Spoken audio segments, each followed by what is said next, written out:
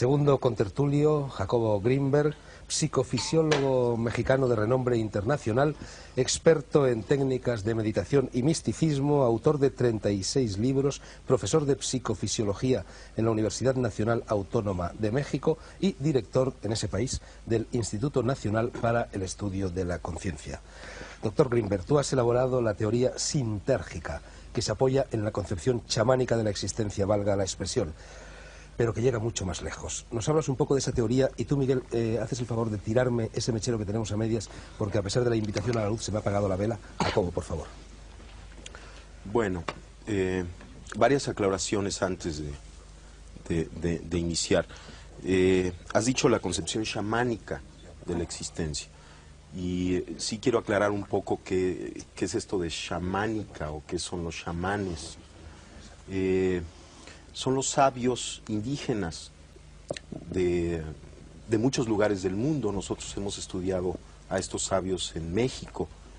Y una de las linajes de estas gentes se encuentra en el estado de Sonora, los yaquis de Sonora.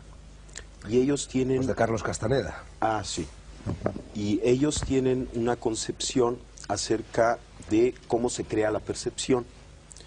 Se interesan fundamentalmente en explicar o en tratar de explicar cómo aparecen las imágenes, cómo aparecen los sonidos, cómo aparecen los diferentes niveles de la realidad. Entonces, en este sentido, la teoría sintérgica tiene relación con esta concepción chamánica, pero no surge de ella, está relacionada, porque esta teoría también es un intento teórico para tratar de explicar cómo se crea la percepción. Pero la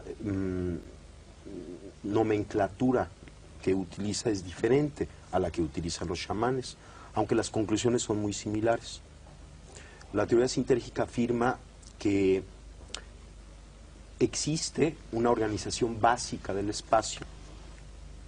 Esta organización básica sería como una matriz, un enrejado, una celosía, cuyo estado fundamental es de total coherencia y simetría. En esto está de acuerdo también la física contemporánea. Cualquier modificación en esta matriz fundamental del espacio, un instrumento físico la detecta como una partícula elemental. Entonces el instrumento detecta que hay algo que aparece contra un fondo estable de total coherencia, y los físicos y las gentes que conocen lo que significa la medida del instrumento hablan de la aparición de una partícula elemental. La idea es que las distorsiones de la latiz, sobre todo las distorsiones complejas, son lo que podemos denominar objetos. La teoría sintérgica afirma que el cerebro humano es capaz de distorsionar la estructura de la latiz en la forma más compleja conocida en el universo. Y esta distorsión compleja de la latiz constituye la realidad perceptual. De tal forma que cada una de las actividades neuronales constituye una microdistorsión de la latiz. Y puesto que el cerebro humano contiene alrededor de entre 10.000 y 12.000 millones de elementos neuronales, cada microdistorsión, cada alteración de esta estructura básica del espacio interactúa entre sí, formando una macrodistorsión compleja, a la que la teoría le llama el campo neuronal. De tal forma que la hipótesis fundamental de la teoría sintérgica es que la percepción surge como resultado de la interacción del campo neuronal con la latiz del espacio. Existen diferentes niveles de interacción entre el campo neuronal y la latiz, y cada uno de estos niveles constituye o se asocia o se percibe como un nivel diferente de conciencia. Por ejemplo, existe la conciencia auditiva, la conciencia visual, son diferentes tipos de conciencias, y la teoría afirma que cada una de ellas está relacionada con los parámetros de esta interacción entre el campo neuronal y la latiz. Jacobo, ya me da vueltas la cabeza y hasta el estudio. Quinto contertulio, decía, es Salvador Freixedo, gallego que militó durante 30 años en la Compañía de Jesús y que ha llegado a ser una autoridad mundial en todo lo relativo a los fenómenos paranormales. A los fenómenos paranormales y también a las curaciones paranormales, eso que el vulgo denomina milagros. Háblanos de ellos, Salvador. Bueno, el mundo religioso, la palabra milagro es una palabra que se da en el contexto religioso, ¿verdad? Pero a mí me sirve mucho porque la palabra milagro es la palabra puente a lo que le llamamos en parapsicología fenómeno paranormal, curaciones paranormales. En medicina también admiten cierto tipo de curaciones para los cuales no hay explicación. Yo, cuando era un buen padre jesuita, ¿verdad?, pues no creía absolutamente nada de esto. Fui prejuiciado terriblemente contra todas estas cosas. El espiritismo era puro demonía, era demoníaco, etcétera, etcétera. Luego, porque pasaron cosas, escribí un libro y me dejaron en la calle. Entonces empecé a pensar más con mi cabeza, empecé a sacudirla y vi cómo había estado terriblemente condicionado durante tantos años y me pasmaba cómo había estado tantos años creyendo, comulgando con ruedas de molino. Y empecé a estudiar por mi cuenta y me fui a Brasil a estudiar todo este tipo de fenomenología. Hoy día, por ejemplo, en cuestión de curaciones paranormales, que la Iglesia llamaría milagros, haciendo intervenir a Dios o algún personaje, en parapsicología no se hace intervenir a Dios, se admiten esos hechos y se les da otra explicación. Pues bien, yo he trabajado con sanadores filipinos, con sanadores brasileños, con sanadores mexicanos, alguno en concreto, aquí está el doctor Grimberg, que hemos trabajado con la misma famosa Pachita, además de otros, y con sanadores norteamericanos. Y ciertamente hoy día puedo atestiguar, porque yo me he pasado horas y horas y horas viéndolo y sacando la sangre de mis manos, que esos hechos son reales absolutamente, a no ser que yo sacudía muchas veces la cabeza. Y para terminar esta primera explicación mía, ¿qué explicación le doy? ¿Hago intervenir a Dios? No. En todo hecho paranormal, a veces curaciones fulminantes, hay siempre dos causas. Primero, una causa trascendente, de fuera del hombre. Vamos a empezar por la causa anímica, lo que se llama en parapsicología animista, poderes, capacidades que tiene el hombre, que la medicina, la ciencia oficial, la medicina académica, desconoce, ¿verdad? Por eso es malo cuando los científicos se ponen a hablar de lo que no saben, que hablen de lo que saben, pero de lo que no saben no. Eso existe porque existe, y yo he llevado a cirujanos a ver esas cosas. ¿Por qué se hace eso? Para mí son capacidades que tiene el hombre, en concreto son ondas electromagnéticas que produce el cerebro. Y eso está súper demostrado ya en parapsicología hace muchos años. Segundo. Energía electromagnética pulsada a 10 ciclos. No, eso para mí, los 10 ciclos son una condicio sine qua non. Son ciclos de 10 seguidos de 40 ceros. Son ondas superiores a las ondas. Perdona la interrupción. Y por último, hay otra causa de la cual ya la ciencia no sabe absolutamente nada, que son causas trascendentes. En eso coincidimos con la religión. La religión trae a Dios. Nosotros traemos a entidades, de las cuales la ciencia no conoce. Pues bien, Dios bendiga a la ciencia, porque ya lo conocerá algún día, ¿verdad? Yo un día lo desconocí, hoy día lo conozco. Y eso es de lo que... Bueno, veo que el doctor Delgado está tomando notas. Creo que el doctor Delgado antes ha llamado en causa un poco a todos los asistentes, quizás sobre todo a Jacobo Grimberg y a José Vicente Colastra. Y André Malvin no ha dicho nada. ¿Tienes algo que decir?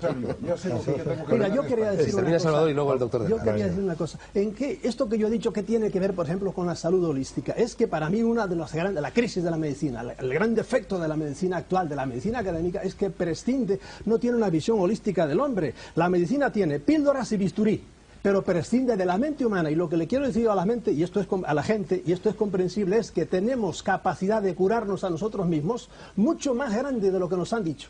Y de eso he sido testigo, conmigo mismo y con otra gente. ¿Por qué? Porque no nos han enseñado que esto que tenemos aquí, tan defendido por el profesor Rodríguez Delgado, es cierto, la capacidad del cerebro es enorme para hacer cosas que no nos han dicho que se pueden hacer. Y en realidad hoy día hay escuelas como la de Bibb, la de Wett, la de Simonton, que antes nadie les hacía caso y ahora ya tienen cantidad de dinero para hacer escuelas, para curar cánceres a base de meditar, créanlo o no lo creen. Para venir de lejos. Bueno, primero, no entiendo por qué alguien se toma el atributo de juzgar el entendimiento de los otros. O sea, es muy extraño. En segundo lugar, en toda creación de una teoría, para el creador de la teoría, la experiencia de la creación es un evento extraordinariamente interesante. Cuando la teoría se crea y se da como resultado final, el oyente de la teoría puede considerarla como producto de una intelectualización ajena a la experiencia. Pero toda creación de una teoría, cuando esta teoría es profunda, proviene de la experiencia. Por ejemplo, yo mencioné estos sabios indígenas que están interesados en explicar la percepción. Ellos tienen una teoría de la percepción, pero esta teoría de la percepción surge de su experiencia. Ellos perciben el mundo en cierta forma que es distinta a la percepción que tiene otro tipo de gente por haber nacido en otra cultura, simplemente por esto. Y entonces a partir de esta percepción crean una concepción. Lo interesante de la concepción y de todo intento específico por tratar de entender la percepción es que de alguna manera el intento de entender la percepción nos pone en el fundamento de cualquier realidad. En nuestra época, uno de los grandes peligros y uno de los grandes dolores que estamos viviendo es la pérdida del significado y la dispersión. O sea, nos encontramos muchas veces con gentes que realmente no tienen mucha idea ni de quién son, ni tienen algo que les ayude a entenderse y a llegar a su centro, a una unificación, a sí mismos. Entonces, el intento, por ejemplo, de explicar la percepción es un intento de lograr esta unificación, porque estaremos en la base de la creación de cualquier realidad, y entendiendo cómo se crea la realidad, nos ayudará a unificarnos.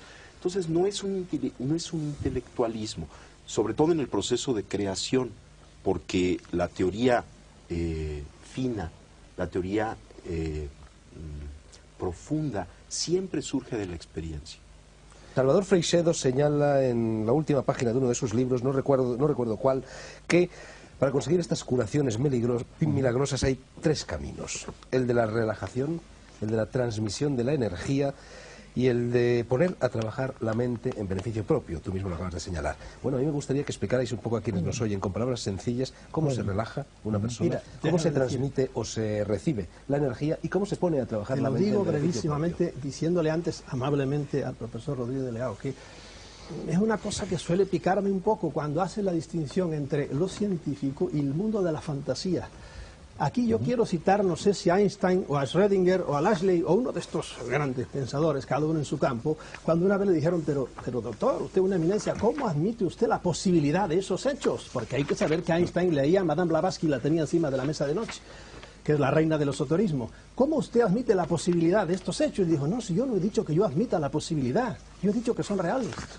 Es decir, yo no creía en esto hasta que se me empaparon las manos en la sangre de Pachita, y tienen ustedes a Greenberg, que ha estado con ella horas y horas también, y luego al día siguiente me tenían que sacar. ¿Quién es Pachita? Pachita es una curandera mexicana que con un cuchillo abría vientres y abría cráneos y abría de todo, y sacaba de todo, absolutamente. Y luego un doctor, el doctor Castellanos, a quien él conoce también, lo que hacía era limpiar con algodones después de los minutos que duraba la operación, limpiaba y no quedaba absolutamente nada más que lo que había sacado dentro y la sangre de nuestras manos, ¿verdad?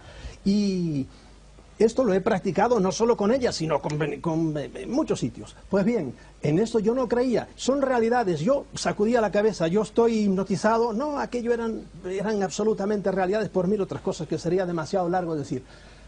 Eso es un mundo tan complejo que prefiero no hablar de él ahora. Lo que yo sí quiero decir es lo que tú has apuntado ahora.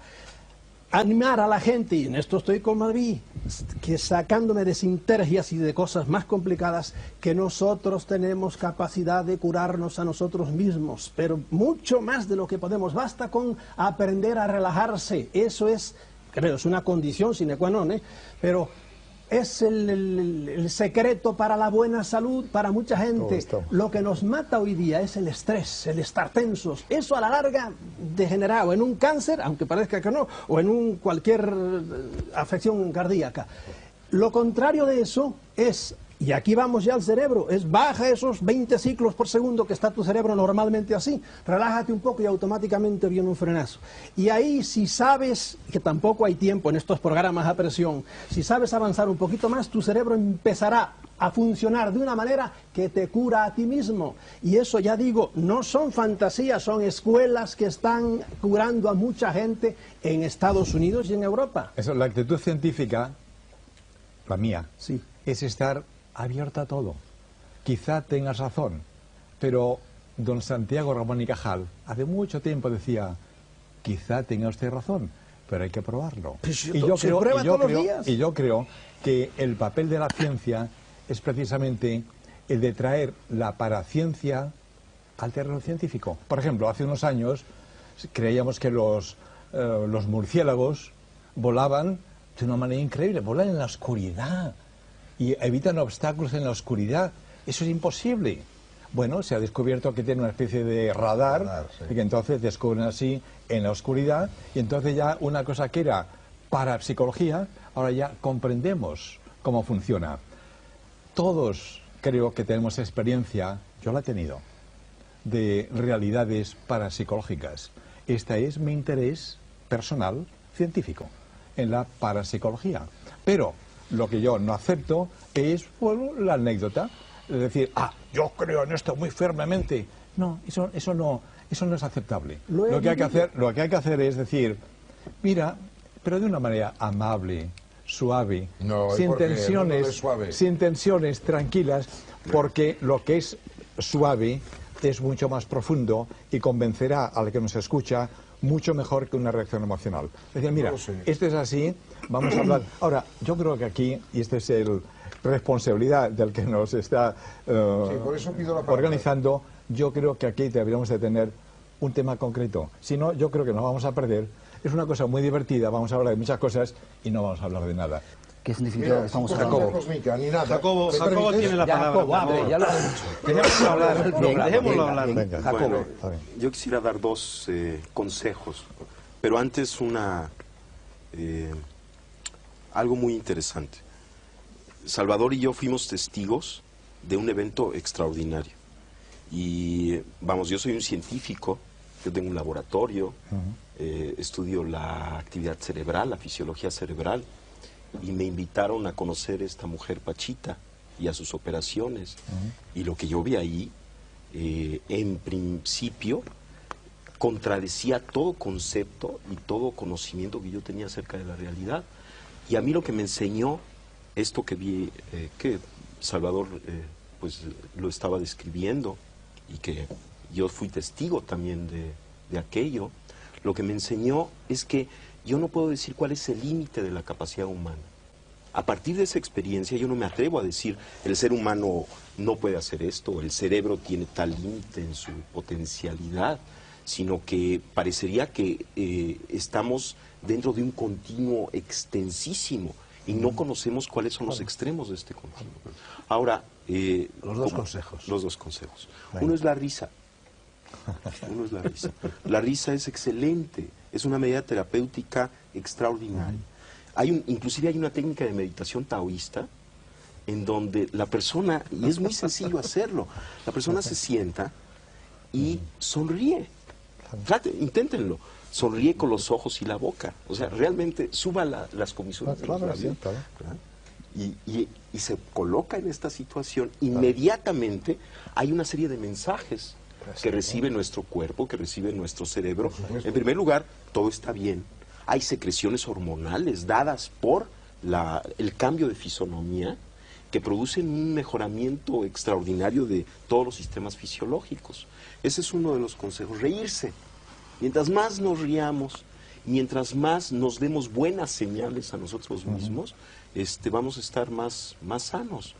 Y el segundo es la observación, que quizá en combinación con la risa pueda ser una medida terapéutica excelente. Somos capaces de observar inclusive aquello que pensamos que no se puede observar. Por ejemplo, en principio pensamos que no podemos observar nuestra actividad cerebral, y sin embargo hay una técnica budista, el Vipassana, que enseña a una persona que la practica a observar su propia actividad cerebral. Y esta es una experiencia, sobre todo para un neurofisiólogo, extraordinaria, ¿no?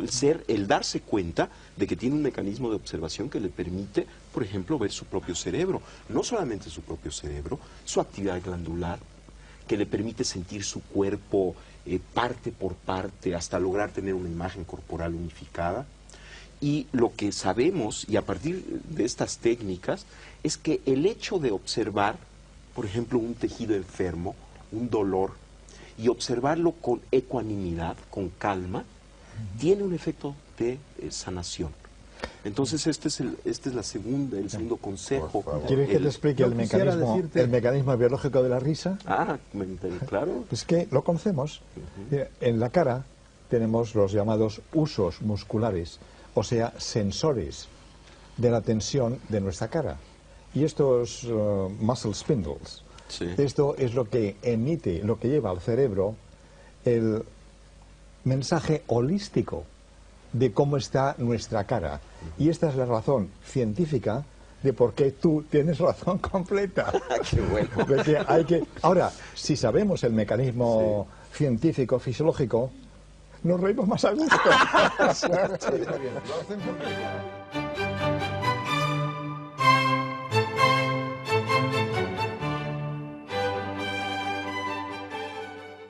Es que estos personajes extraordinarios funcionan o parecen funcionar en una realidad que no tiene pasos intermedios, en donde no hay proceso.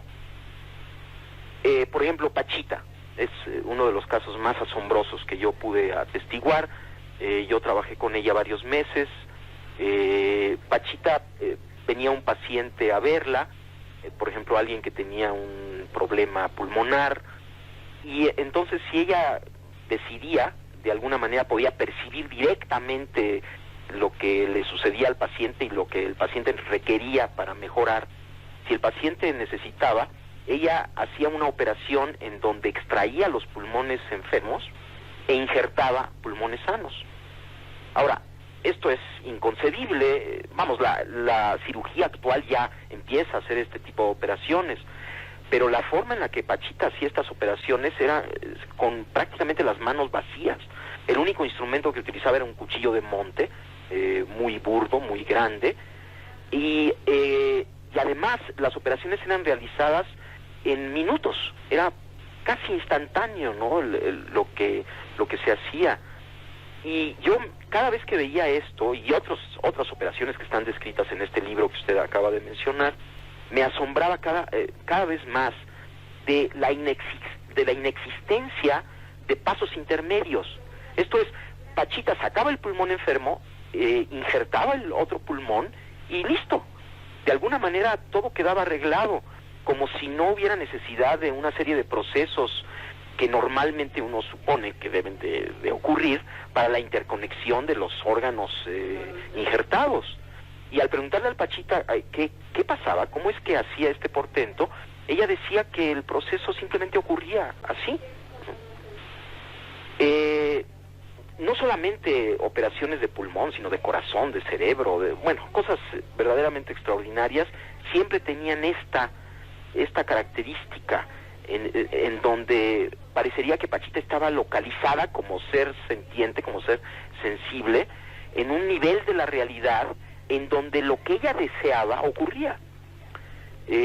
No había ningún mecanismo aparente, ¿no?, entre su deseo y la realización del deseo. Y su deseo, si su deseo era materializar un objeto, el objeto aparecía mágicamente de la nada, o si su deseo era desaparecerlo, también ocurría. Esto era lo más asombroso. Y a mí, a lo que me ha llevado después de muchos años de reflexión, este portento, ¿no?, que hacía Pachita, y otras cosas que han hecho otros chamanes, que sería muy largo de platicar. Esto lo he publicado en México en 7 volúmenes que se llaman Los Chamanes de México.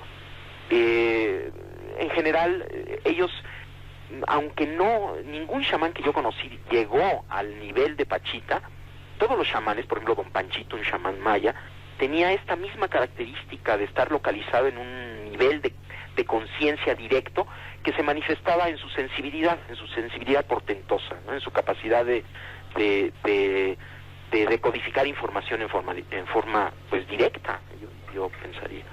Ahora, yo he tratado de explicar esto en muchas formas y la verdad es que no he tenido mucho éxito, y lo último que he pensado, que le voy a platicar, es lo que más se acerca, de acuerdo con mis ideas, a un posible entendimiento de lo que sucedía. Decía antes que el cerebro, al interactuar con este campo informacional preespacial como resultante final, crea la realidad perceptual. Ahora, lo que yo he pensado es que esta realidad que se crea, que es el producto final de un proceso cerebral, una vez creada, tiene una existencia real. Esto es, lo que estamos viendo, los colores, las formas, existen en el nivel en este nivel que estoy mencionando. O sea, son al mismo tiempo un producto final de un procesamiento, pero ya que está esto, tienen existencia real, pero existen como conciencia, no existen como materia, sino existen como conciencia.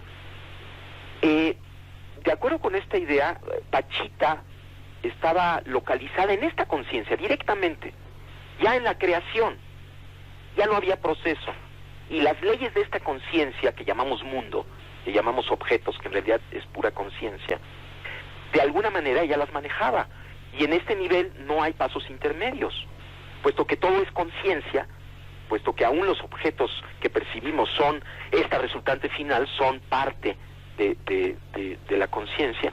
Entonces, si uno está totalmente localizado ahí, si uno no tiene ninguna duda acerca de que la realidad es ese nivel, entonces uno simplemente funciona en ese nivel con las leyes de ese nivel.